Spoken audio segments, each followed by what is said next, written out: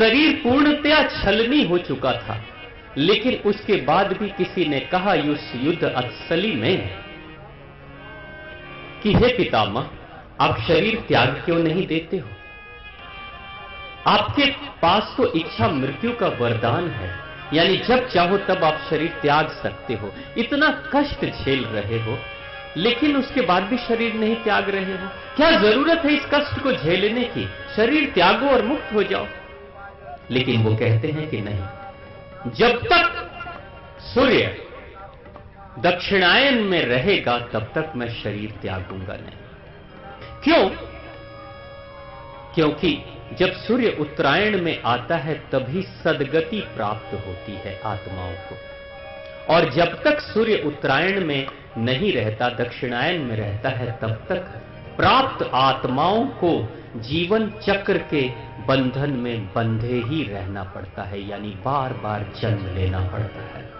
तो मैं बार बार इस जन्म के उस चक्र से मैं बाहर निकलना चाहता हूं। इसलिए जब तक सूर्य उत्तरायण न चला आए तब तक शरीर त्यागूंगा नहीं, क्योंकि तब मुझे मुक्ति मिलेगी नहीं। और यही हुआ। मकर संक्रांति के ही दिन कहा जाता है कि सूर्य ने जब दक्षिणायन से उत्तरायण की तरफ जब आए हैं, तब भीष्म ने अपने शरीर को त्यागा है। अब एक बहुत बड़ा सवाल उठता है, जब भीष्म को इच्छा मृत्यु प्राप्त थी तो भीष्म ने तो निर्णय किया कि जब सूर्य दक्षिणायन में है तब मैं नहीं शरीर त्यागूंगा, जब उत्तरायण में जाएगा तो शरीर त्यागूंगा। लेकिन अब सवाल यह उठता है कि कितने लोगों को इच्छा मृत्यु का वरदान प्राप्त है? यानी अगर इच्छा मृत्यु का वरदान जब किसी को प्राप्त नहीं है तो हमें क्या सद्गति प्राप्त नहीं होगी?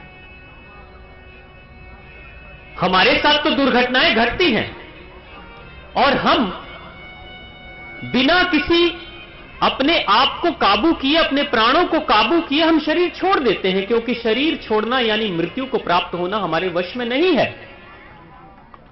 तो हम कैसे करें कि हमें भी सद्गति प्राप्त हो? क्या मतलब है, क्या मर्म है इस कथा का? ये जो कथा कह रही है कि सूर्य के दक्षिणायन से उत्तरायण में जाने पे सद्गति प्राप्त होती है, तो क्या मतलब है सूर्य के दक्षिणायन से उत्तरायण में जाने का? जो मकर संक्रांति के दिन, जिसको यहां पे क्या बोलते हैं, खिचड़ी का पर्व है ना, खिचड़ी के पर्व को, खिचड़ी के पर्व से पहले घर की कन्याओं का विवाह तक नहीं होता, बहुएं अपने ससुराल नहीं जाती हैं, किसी तरह का शुभ कार्य नहीं किया जाता है। क्यों भाई? क्योंकि शुभ दिन नहीं है। और शुभ दिन क्यों नहीं है? क्योंकि मानते हैं कि देवताओं की रात्रि होती है मकर संक्रांति से पहले। देवताओं की रात्रि है, यानी देवताएं सोए हुए हैं, इसलिए कोई पुण्य कार्य नहीं किया जाता। अगर मान लो कोई हम अष्टजाम करा रहे हैं, कोई पूजा पाठ करा रहे हैं, तो हवन कीर्तन करेंगे ना, और हवन कीर्तन करेंगे तो हवन करने में हम किसको आह्वान करेंगे? अग्नि देवाय नमः, सूर्य देवाय नमः, वायु देवाय नमः, जल देवता, इनका ही नमन करेंगे। लेकिन जब उत्तरायण से दक्षिणायन के साथ तरफ में सूर्य है तो कहते हैं कि देवताओं की रात्रि है, देवता सो रहे हैं, यानी अग्निदेव भी सो रहे हैं। तो हम अपने अष्टजाम में कैसे अग्निदेव को बुलाएं? कोई सोते हुए को जगाएंगे हिलाकर कि उठ जाओ क्योंकि मुझे पूजा करनी है? नहीं ना, इंतजार करेंगे। इसलिए हम इंतजार करते हैं कि मकर संक्रांति के बाद ही जब वो जागृत हो जाते हैं तब उनको बुलाते हैं, निमंत्रण देते हैं, आओ ना मेरे स्थान पे, मुझे आपकी पूजा करनी है, भविष्य प्रदान करना है आपको, तब वो आते हैं। मगर आज के जीवन में ये कैसे संभव है? ये जो सूर्य के उत्तरायण और दक्षिणायन की बात होती है, ये बहुत गहरी बात है, जो अंदर की यात्रा है। वेदों ने, ग्रंथों ने कहा है, यथा पिंडे तथा ब्रह्मांडे, यानी जैसा ये पिंड है, शरीर है, वैसा ही ये पूरा ब्रह्मांड है, ये पूरी दुनिया वैसी है। और विज्ञान ने भी माना है इसको। हमारे शरीर में जितनी भूमि है, इस पूरी पृथ्वी पे जितनी स्थल दिखाई देती है और जितना जल है, 1/3 जल, 3 हिस्सा जल है यहां पे, और सिर्फ 1 हिस्सा जो है वो पृथ्वी का कठोर है। हम अपने शरीर को भी अगर देखेंगे ना, पूरे शरीर को तौलेंगे तो लगभग 75% यानी 3 हिस्सा पानी ही पानी हमारे शरीर में है। चाहे वो रक्त के रूप में हो, चाहे पानी के रूप में है, वो पानी ही है। और पूरे शरीर के हाड़ मांस को, हाड़ को निकाल लेंगे, कठोर को, तो वो सिर्फ 25% ही हड्डियां हैं हमारे शरीर में। पृथ्वी के साथ भी तो यही है, 25% ही मिट्टी है जिसपे लोगों का निवास है, लेकिन बाकी 75% में पानी ही पानी है। और जितनी गर्मी पृथ्वी के गर्भ में है, उतनी गर्मी हमारे गर्भ में भी है, हमारे पेट में भी उतनी ही गर्मी होती है। वैज्ञानिकों ने तो यह भी कहा है कि अगर कोई इंसान अपने नंगे हाथ को अपने पेट में डाल दे तो पूरे हाथ में छाले पड़ जाएंगे, इतनी गर्मी होती है हमारे पेट में। तभी तो इसमें कुछ भी डाल दो तो पचा देता है ये पेट, है नहीं? जिसको आपका कुकर नहीं पचा पाता है, याद है ना? वो 4 बजे सुबह में मुर्गे की बान होती है, उसको भी कभी कभी हम पका देते हैं, जब हम जगते हैं तो उसको सुला देते हैं। कुकर जिसको नहीं पचा पाता है उसको भी हमारा पेट पचा देता है, यानी इतनी गर्मी इसके अंदर है। वैसे ही मां के इस धरती, मां के गर्भ में भी उतनी ही गर्मी है। कभी ज्वालामुखी फटता है तो लावा जो निकलता है वो तरल लोहे का पिघलता हुआ लावा होता है। यानी इस ब्रह्मांड को, इस दुनिया को अगर आपको पाना है तो पहले खुद को जान जाइए, आप दुनिया को समझ जाएंगे। अब अंदर की यात्रा, अध्यात्म की यात्रा यानी अंदर की यात्रा। अब अगर हम मोक्ष चाहते हैं, हम अगर भीष्म की तरह हम भी सद्गति प्राप्त करना चाहते हैं, तो बहुत सरल विधि है। उस विधि के अनुसार अगर हम जीवन को लेकर जाएंगे तो निश्चित तौर से हम भी चले जाएंगे। अब ये मकर संक्रांति में जो मकर रेखा है, कहते हैं ना, मकर रेखा को पार कर जाता है सूर्य, संक्रांति यानी पार कर गया, क्रॉस कर गया, तो उसको मकर संक्रांति मानते। वो रेखा बीच की कौन सी रेखा है जिसको सूर्य पार कर रहा है? वो बीच की जो रेखा है जिसके उस तरफ रहता है तो दक्षिणायन कहते हैं, इस तरफ आ जाता है उत्तरायण कहते हैं। तो बीच की रेखा हमारे शरीर में हमारा नाभि स्थल है। ये नाभि का जो क्षेत्र है वो केंद्र है हमारे शरीर का, और नाभि के उस केंद्र से ऊर्जा ऊपर से नीचे प्रवाहित होते रहती है। कोई बच्चा पढ़ाई करेगा तो धीरे धीरे बुद्धि उसकी तीक्ष्ण होने लगेगी। तो क्या मतलब है? इसका मतलब है जब बच्चा पढ़ाई कर रहा है तो ऊर्जा ऊपर की तरफ, मस्तिष्क की तरफ जा रही है, तो मस्तिष्क का विकास हो गया। लेकिन जब कोई कामी इंसान काम वासना में डूबता है, तब उसका कौन सा अंग सक्रिय होता है? नाभि के नीचे के तल जननांग सक्रिय हो जाते हैं कामी पुरुषों के। क्यों? क्योंकि वो ऊर्जा ऊपर से नीचे की तरफ अब बहने लगी है, तो अब नीचे के अंग सक्रिय होने लगे। यानी ऊर्जा जब ऊपर जाती है तो ऊपर का विकास होता है, ऊर्जा जब नीचे जाती है तो नीचे का विकास होता है। अब ये जो ऊर्जा क्या है? यही ओज है, यही तेज है, यही सूर्य है जो हमारे अंदर है। उसी को अग्नि कहते हैं। इसलिए तो जिस किसी भी इंसान की मृत्यु हो जाती है उसके हाथ पैर ठंडे हो जाते, यानी अग्नि बाहर निकल गई, सूर्य बाहर चला गया, सूर्य ने साथ छोड़ दिया, शरीर ठंडा हो गया। वही हालत हो रही है। हमारे अंदर का जो सूर्य है उसको किस दिशा में लेकर जाना है? अब जो इंसान क्यों बोला कि दक्षिणायन में देवता सोते हैं और दक्षिणायन में दानव जगते हैं, यानी दानवों का दिन होता है दक्षिणायन में और उत्तरायण में देवताओं का दिन होता है। इसका मतलब क्या है कि जब दक्षिणायन में दानवों का दिन है, इसका मतलब दानवी प्रवृत्ति, और दानवी प्रवृत्ति जब बढ़ेगी तो आदमी क्या चाहेगा? काम वासना, शरीर की तृप्ति, जुबान की तृप्ति, कान की तृप्ति, आंखों की तृप्ति, स्पर्श की तृप्ति, सब में डूबा रहेगा। वो यही है काम, कामना। राक्षस, आपने कभी सोचा कि राक्षस एकत्रित होते हैं? वेदों पुराणों में एक बड़ी प्यारी कथा कई बार आती है कि राक्षसों ने एक पूरा संगठन बनाया और देवताओं पे हमला कर दिया और देवताओं को पराजित कर दिया। और बाद में देवता संगठन बनाते हैं और तब देवता पराजित करते हैं राक्षसों को। असुरों को, दानवों को। एक बात सोचिए कि देवताओं में वो संगठन पहले क्यों नहीं था और राक्षसों में पहले संगठन क्यों हो जाता है, बाद में विघटन क्यों होता है? और देवताओं में पहले विघटन और बाद में संगठन क्यों होता है? फर्क है, बहुत गहरा फर्क है। ऐसा नहीं कि देवताओं की कमजोरी है। देवताओं को पाना क्या है? देवता शरीर को नहीं प्राप्त करना चाहते। देवता वो है जो दिव्यता जिसके अंदर है, जो भगवान की दिव्यता को जागृत अपने अंदर करना चाहता है, वही देवता है। और भगवान की दिव्यता कहां पे है? प्रेम में है। प्रेम कहां है? शरीर में। काटोगे, फाड़ोगे, छीड़ोगे तो कहीं प्रेम दिखेगा? नहीं ना। आप पूजा करते हैं, आपके अंदर भक्ति जागृत हो रही है, तो वो भक्ति कहां है? शरीर के कौन से अंग में है? वो भाव है, वो दिव्यता है। तो देवता शरीर के तरफ ललायित नहीं होता है, देवता ईश्वर की तरफ ललायित रहता है। देवता कौन है? ईश्वर की किरणें हैं देवता, जिनको कहते हैं। सूर्य को देव कहते हैं, पृथ्वी को भी देवी कहते हैं, और अग्नि को भी देवता कहते हैं, वायु को भी देवता कहते हैं, लेकिन उनको भगवान नहीं कहा।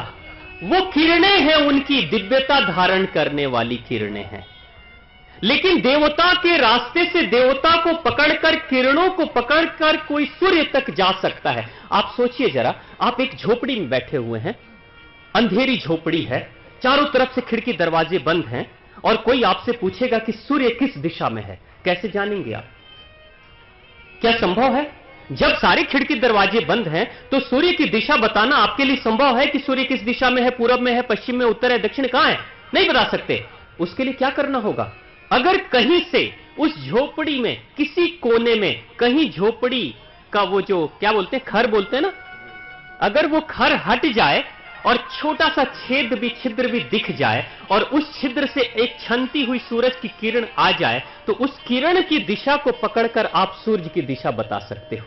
यानी किरण को पकड़कर आप सूर्य तक जा सकते हो। तो ये जो किरण है, यही देवता है। ये देवता किरण के रूप में, यानी देवता को पकड़कर हम परमात्मा तक पहुंच सकते हैं। लेकिन कुछ लोग देवता को ही परमात्मा मान लेते हैं, तो यहां भूल है। जो किरण को सूर्य मान ले, वो भूल कर रहा है, सूर्य तक कभी नहीं पहुंच पाएगा। किरण तो रास्ता है सूर्य तक ले जाने का। तो उसी तरीके से हम भी, तो देवता क्या है? भगवान के प्रतिनिधि हैं। प्रतिनिधि, वो सब नहीं है, लेकिन उनके रास्ते से जा सकते हैं। तो देवता दिव्यता को प्राप्त करना चाहते हैं। देवता इस संसार के लोभ, मोह, काम व वासना को नहीं चाहते, इसलिए उनका कभी संगठन नहीं होता। क्योंकि संगठन तो उनको चाहिए जो भीड़ में जाकर एक ऐसी वस्तु प्राप्त करना चाहते हैं जो सबको चाहिए। वस्तुओं को प्राप्त करने के लिए संगठन की जरूरत पड़ती है, और दिव्यता को प्राप्त करने के लिए एकांत की जरूरत पड़ती है। राक्षस दानव वस्तु प्राप्त करना चाहते हैं, इंद्र की दौलत प्राप्त करना चाहते हैं, संपदा प्राप्त करना चाहते हैं, वहां की सुंदर नर्तकियों को प्राप्त करना चाहते हैं, यानी शरीर को, तन को, दौलत को, भौतिक जगत को प्राप्त करना चाहते हैं, इसलिए संगठन हो जाता है। लेकिन देवताओं में वो प्राप्ति की ख्वाहिश नहीं होती है, इसलिए संगठन नहीं हो पाता है। अब यही देवता हमें जगाना है, क्योंकि हम भी चाहते हैं कि अपने अंदर के देवता को जगाएं, यानी उत्तरायण में अपने अंदर के सूर्य को लेकर जाएं, क्योंकि सदगति प्राप्त करना है हमें और मोक्ष की प्राप्ति करनी है हमें। उसी देवता को जगाने के लिए हम जब इस दिशा में आगे की तरफ बढ़ेंगे, तो एक छोटी सी चीज जिसके ऊपर हम ध्यान दे सकते हैं, ऊर्जा आप कहां लेकर जाना चाह रहे हैं? नाभि से नीचे आपकी ऊर्जा अगर जा रही है, तो आप सूर्य के दक्षिणायन स्थिति में जा रहे हो, यानी आपके अंदर काम भावना जागृत होगी। तो आप करोगे क्या? क्या करोगे? ऊर्जा नीचे जाती है तो क्या करते हैं? नए शरीर का निर्माण होता है। जब ऊर्जा नीचे प्रवाहित होती है, तो जब समागम होता है, तो नए शरीर का निर्माण, नए बच्चे की उत्पत्ति होती है। जब ऊर्जा नीचे की तरफ गई तो यानी जगत का निर्माण होता है जब सूर्य दक्षिणायन। आपने देखा कभी, हम हिंदू धर्म में क्या कहते हैं कि उत्तर दिशा में, दक्षिण दिशा में हम किस दिशा में सर रखकर नहीं सोते? सर रखकर नहीं सोना चाहिए कहते हैं? उत्तर दिशा में सर रखकर नहीं सोना। क्यों? क्योंकि सिर्फ मुर्दा मरे हुए लोगों के सर को उत्तर दिशा में रखा जाता है। यही है ना? यही है। क्यों?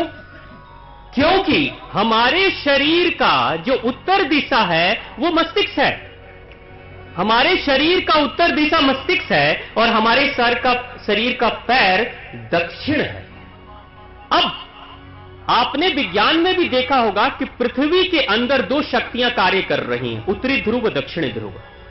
उत्तरी ध्रुव अपने तरफ खींचती है, दक्षिणी ध्रुव अपने तरफ खींचती है। लेकिन किसको खींचेगी? विपरीत ऊर्जा को खींचती है। बैटरी में निगेटिव और पॉजिटिव को मिलाएंगे तो करंट प्रवाहित होगा। उसी तरीके से अब सर हमारा उत्तर है और हम उत्तर दिशा में सर को कर देंगे तो क्या होगा? विघटन होगा। क्यों? क्योंकि उत्तर यानी दोनों पॉजिटिव एक साथ नहीं रह सकते। पॉजिटिव और निगेटिव को एक साथ रखेंगे तभी विद्युत ऊर्जा प्रवाहित होगी, यानी ऊर्जा मतलब ईश्वरीय सत्ता प्रवाहित होगी। इसलिए कहा गया है। अब लेकिन जो मर चुका मुर्दा है उसके शरीर में बने चाहे बिगड़े क्या फर्क पड़ता है? इसलिए मुर्दे के शरीर के सर को रख दिया जाता है उत्तर दिशा में, कोई फर्क नहीं पड़ेगा। लेकिन जीवित इंसान अगर उत्तर दिशा में सर रखकर सोएगा, उत्तर से उत्तर की तरफ मिलाएगा, तो शरीर में अनेकों तरह की बीमारियां शुरू होंगी। कैसे बीमारी होती है? अब आपका सर उत्तर दिशा में है और उत्तर दिशा में सर आपने रख दिया और पैर दक्षिण है और दक्षिण दिशा में ही रख दिया, तो क्या करेगी वो दिशा? उधर की दिशा दक्षिण दिशा वाले पैर को धक्के मारेगी और उत्तर दिशा जो है वो सर को भी धक्के मार के दूर हटाने की कोशिश करेगी। यानी आपके शरीर पे उत्तर दिशा से भी धक्का और दक्षिण दिशा से भी धक्का, जब दोनों से धक्का लगेगा तो आपके शरीर में विकास नहीं होगा। दबा के रख दो किसी को तो क्या होगा? विकास कभी नहीं होगा। तब क्या होगा? बीमारियां होंगी, कुंठा होंगी, अशांति और भय व्याप्त होगा। बहुत गहरा साइंस है, बहुत गहरा विज्ञान है ये हमारा। तो हम अगर उत्तरायण से दक्षिणायन की इस सिद्धांत को समझ लेंगे तो निश्चित तौर से हम मोक्ष प्राप्त करने की तैयारी अभी से करने लगेंगे और इसी जन्म में हम चाहें तो मोक्ष प्राप्त कर सकते हैं। अब भीष्म इंतजार कर रहे हैं कि जब सूर्य उत्तरायण में आएगा तब शरीर त्यागूंगा। उसके पीछे सूर्य की दिशा नहीं है, उसके पीछे शरीर का ही एक हिस्सा है। इंतजार क्या कर रहे हैं? तीर छिद चुका है पूरे शरीर में। अब तीर जहां लगेगा वो क्या करेगा? खून बहाएगा। शरीर में कट जाए तो क्या करेगा? खून बहेगा। तो वो क्या कर रहे थे? पूरे शरीर के रक्त को बहाते चले जा रहे हैं, बहने दे रहे हैं। क्यों? क्योंकि जब नीचे ऊर्जा रहेगी नहीं तो शरीर के अंदर जो गुप्त ऊर्जा चल रही है हमारी कुंडलियों में, वो नीचे से ऊपर की तरफ जाएगी, शरीर को छोड़ेगी और मस्तिष्क के तरफ आगे की तरफ बढ़ेगी। और मस्तिष्क के तरफ बढ़ेगी यानी इसी को कहते हैं ना ब्रह्म, मस्तिष्क को ब्रह्म कहते हैं। तो ब्रह्मांड की तरफ बढ़ना यानी मोक्ष की प्राप्ति हो जाना। यही काम उन्होंने किया था, यही काम हम भी कर सकते हैं अगर हम उस दिशा में। अब हमारे समाज में जो हम क्या कहते हैं कि शरीर की ऊर्जा को नीचे ले जाने की जरूरत हमें कब पड़ती है? जब हम नए सृष्टि का निर्माण करना चाहते हैं, यानी बच्चों की उत्पत्ति के लिए हम अपनी ऊर्जा को नीचे प्रवाहित करते हैं और जब उनकी उत्पत्ति हो गई तो अब ऊपर की तरफ करें ना। ऊपर की तरफ ले जाने के लिए क्या विधि है, क्या तरीका है? सिर्फ सोचने मात्र से ऊर्जा ऊपर की तरफ या नीचे की तरफ प्रवाहित हो जाती है। आप सिर्फ सोचना शुरू करो, किसी सद्विचार। आप मंदिर में आते हो तो क्या होता है? कहां ध्यान लगता है? भ्रिकुटी पे ध्यान लगने लगता है। क्यों? क्योंकि मंदिर के बारे में जैसे सोचा ऊर्जा ऊपर की तरफ आई। यानी जब जिसकी ऊर्जा मरने के समय ऊर्जा अगर नाभि से ऊपर के चक्र में बढ़ रही है तो सदगति प्राप्त होगा, और जिसकी ऊर्जा नाभि से नीचे की तरफ मरने के वक्त है तो उसको दुर्गति प्राप्त होनी है और वो फिर अगले जन्म में फिर जन्म लेने वाला है। वो सूर्य है, उसको ही उगाना है, जगाना है कि उसको कहां लेकर जाना है। उसी दिशा में हम आगे की तरफ बढ़ेंगे।